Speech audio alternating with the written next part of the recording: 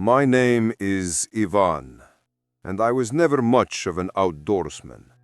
So I dressed the part straight out of a bad movie.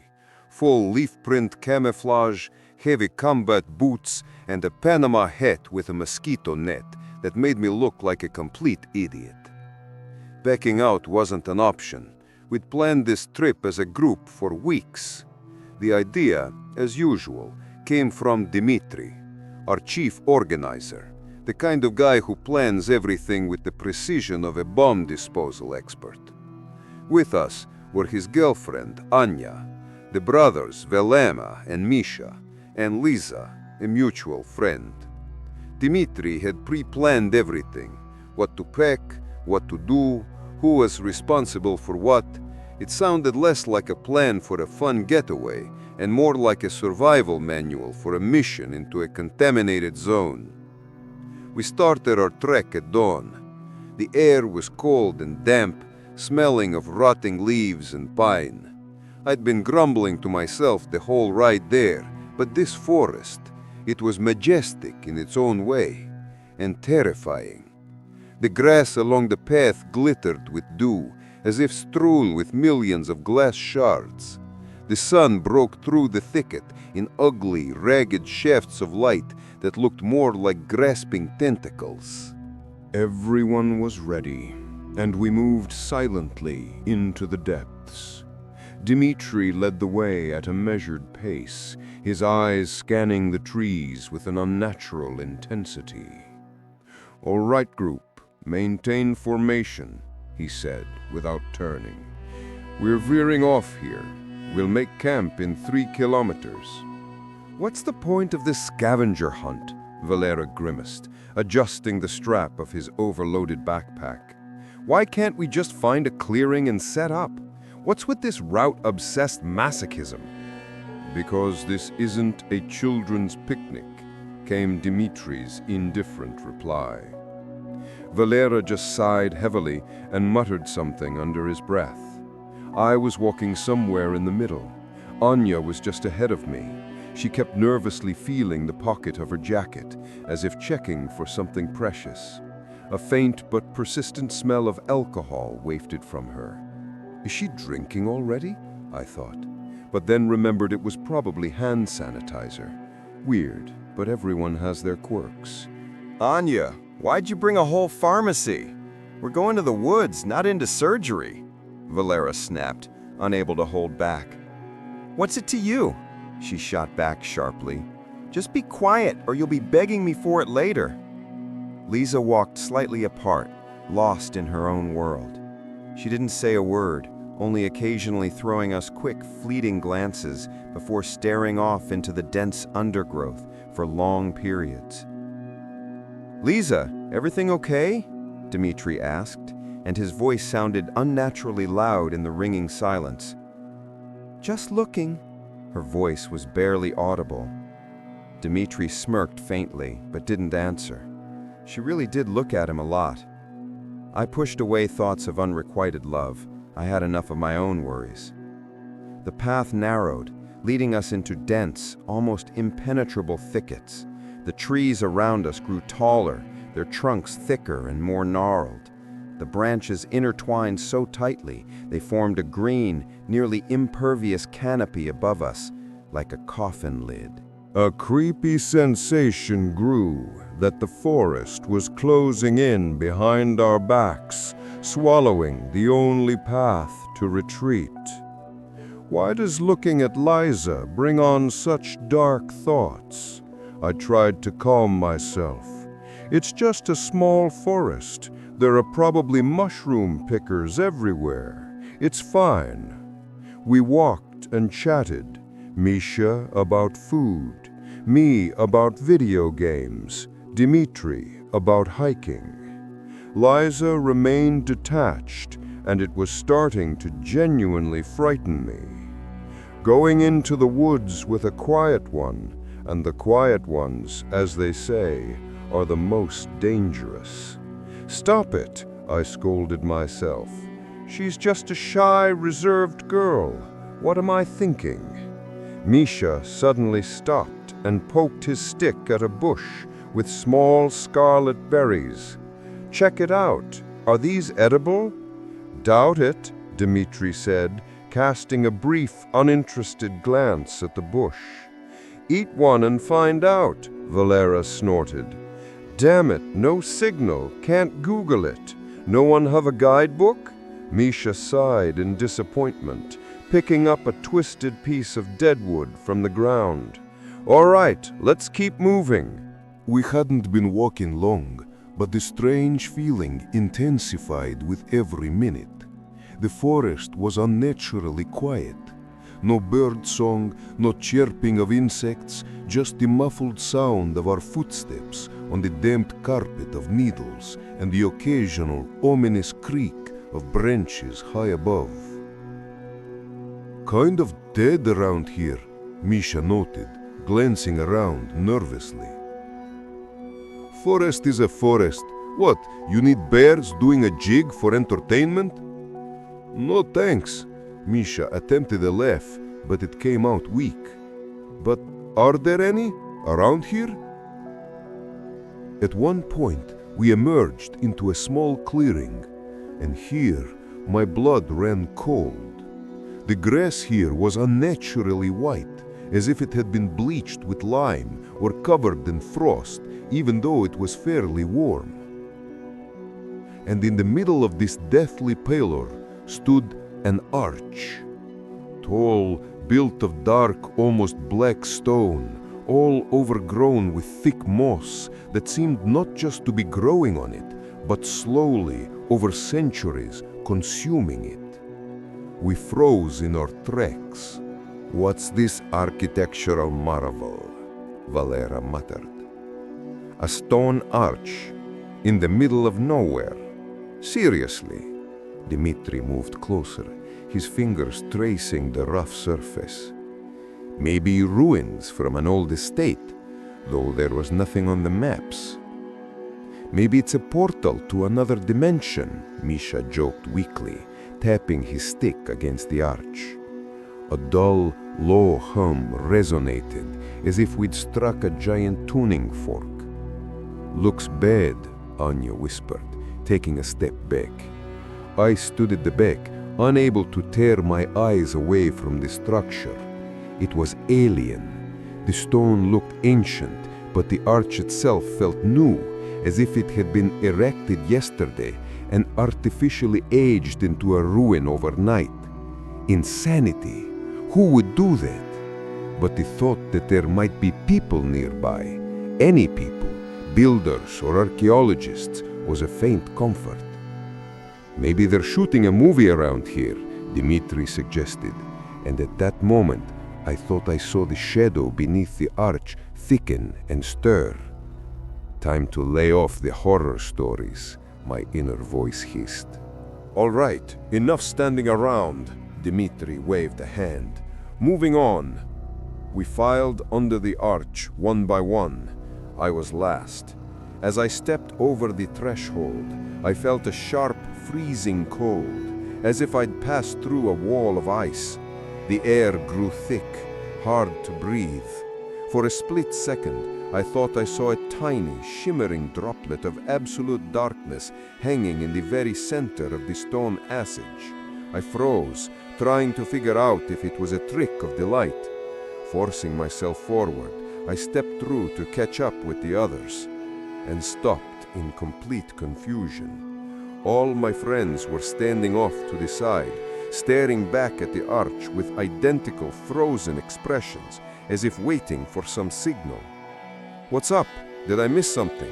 I asked, trying to mask my growing anxiety with a joke.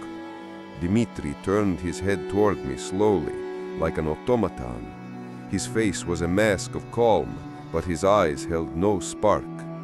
Sound, his voice was flat, metallic.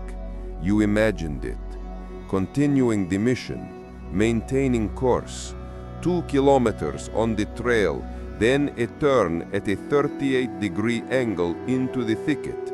6 kilometers to the target clearing. His tone was so polished and lifeless, it sent shivers down my spine.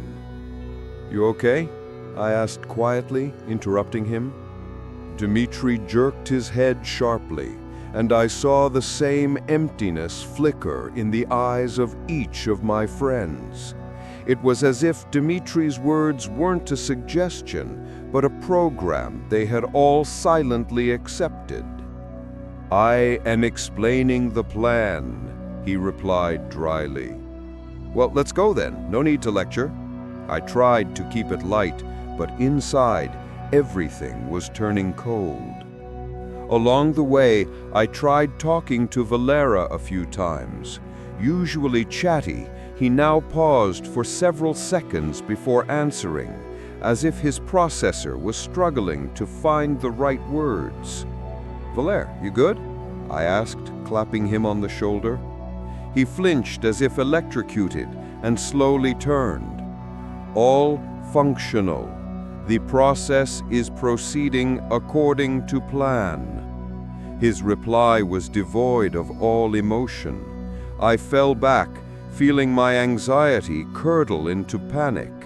But the others walked on in silence, like zombies.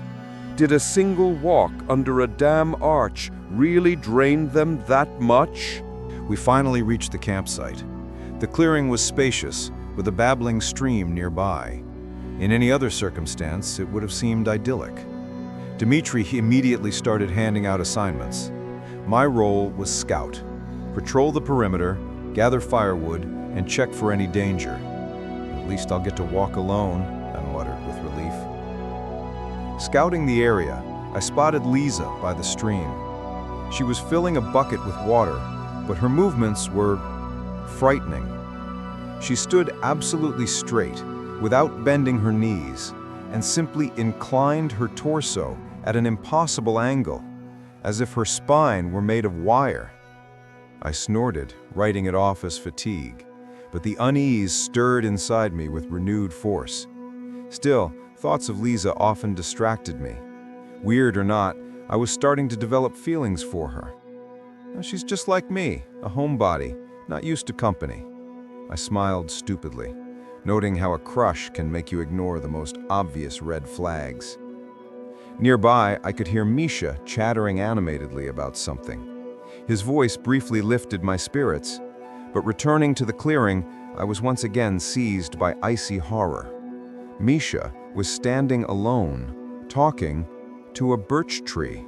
"Hey, Mish! Appreciative audience?" I tried to joke, walking closer. Misha turned to me with uncanny speed. The pause before he answered was now familiar. "The key is not quantity, but the quality of the dialogue," he said and laughed. His laugh was a dry, barking sound that didn't touch his eyes. I didn't get the joke, but decided not to press it. Fragments of his monologue from a minute earlier surfaced in my mind. Day into night, blood takes flight. Didn't fall while rising, rising didn't fall. What kind of nonsense was that? Was this his usual humor? I hadn't hung out with him in too long.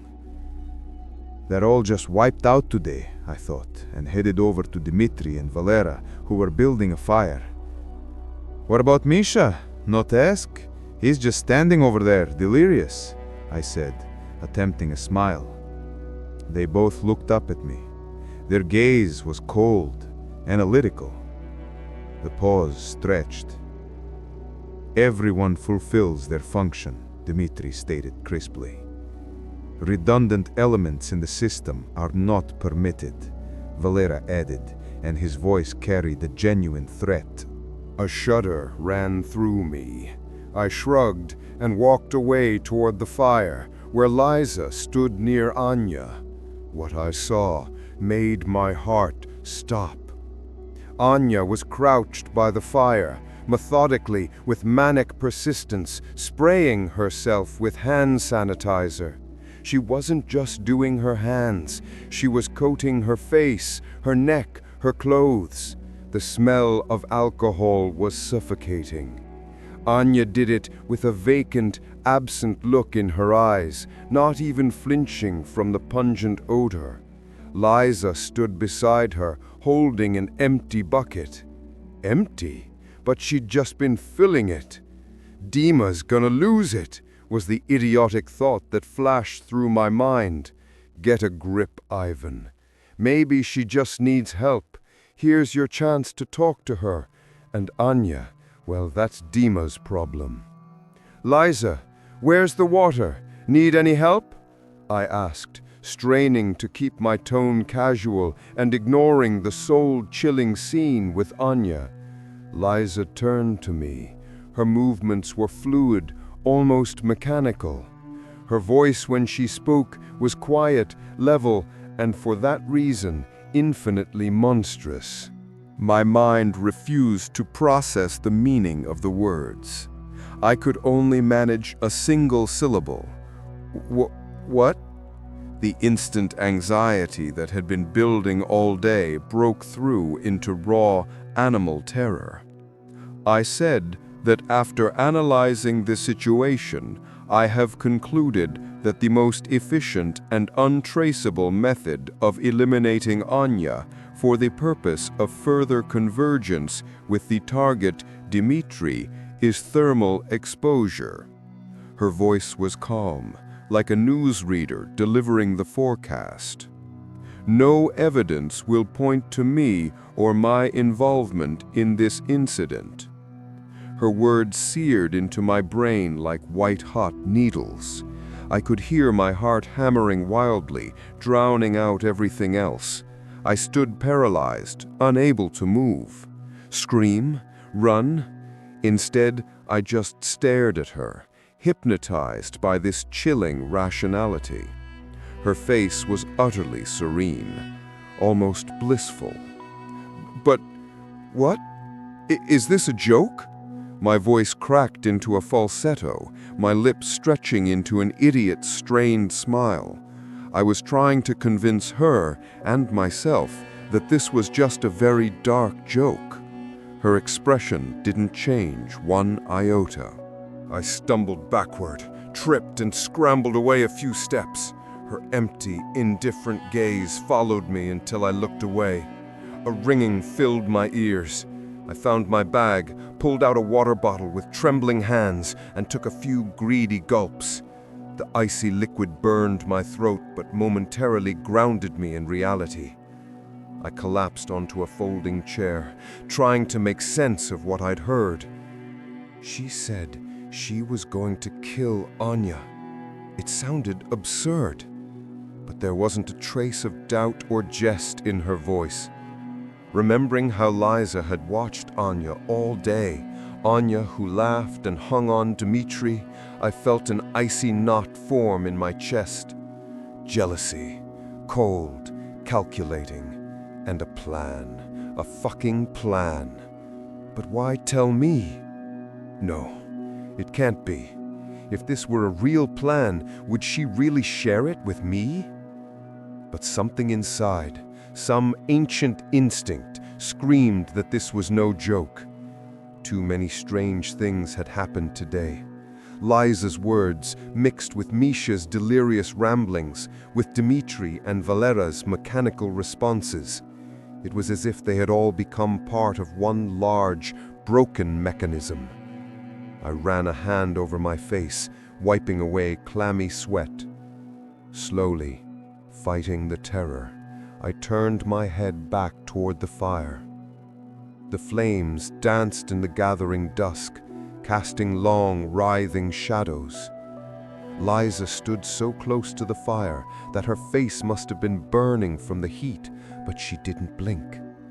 Her movements were serenely precise as she took one step forward, placed her hand on Anya's shoulder, and with one short, decisive shove, she pushed the girl directly into the heart of the blaze. Time stopped. I jumped to my feet, but couldn't take a step. Anya fell silently, mutely, like a rag doll, without a single cry, without any struggle. The fire roared with greedy delight, engulfing her figure, her clothes, her hair. It happened with a monstrous, unreal speed. I wanted to scream, to rush forward, but all that escaped my throat was a hoarse, animalistic shriek. The silence of those first few seconds was deafening. Anya burned, her limbs twitching in silent agony, her wide-open eyes reflecting the flames, staring at nothing. Empty, glassy display windows. This wasn't just death, it was a desecration. And then came the first sound, not a scream, but a low, rasping moan, as if forced from a broken mechanism. Then a second one, piercing and filled with such inhuman agony that my vision darkened and I fell to my knees. The world filled with the hellish symphony of her death throes. They echoed through the forest, making the treetops themselves shudder. She rolled on the ground, trying to smother the flames, and after a few seconds, her body went still. That was it? A minute of silent burning? A few seconds of agony and death? Liza stood motionless, like a stone statue, still holding the empty bucket. Her face remained impassive. She made a few mechanical motions, as if pouring non-existent water onto the smoldering remains. I was trying to help. I was extinguishing her. Her voice was even and dispassionate. "What did you do?" I screamed, my voice rising to a hysterical shriek. "The bucket was empty!" Acrid black smoke rose from Anya's body. The others, who had come running at the screams, looked upon the scene without a trace of horror or panic. "Damn it," Dmitri frowned, examining the charred remains. "A deviation from the plan is noted. Liza, did you attempt to localize the fire? Did you utilize the water?" "Non-critical," Valera stated, with businesslike calm. "The priority is to avoid loss of time. The route requires adjustment." I scrambled to my feet, my body shaking uncontrollably. I shoved Dmitri in the chest with all my might. "It was Liza!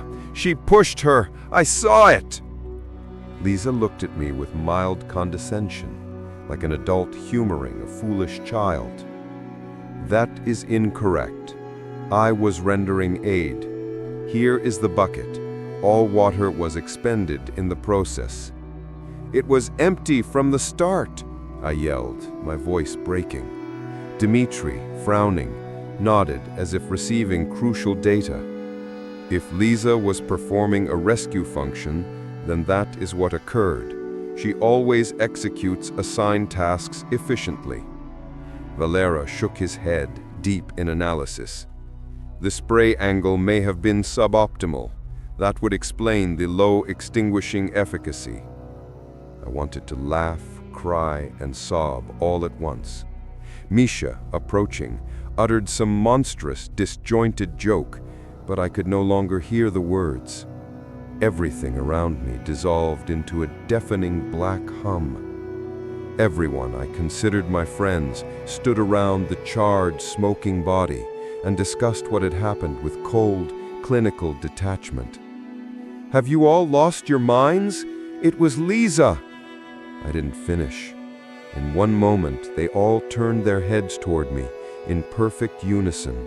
Their faces were empty, cold, absolutely identical. Masks, with nothing human underneath. I got to my trembling feet. I understood. I was alone, completely and utterly alone.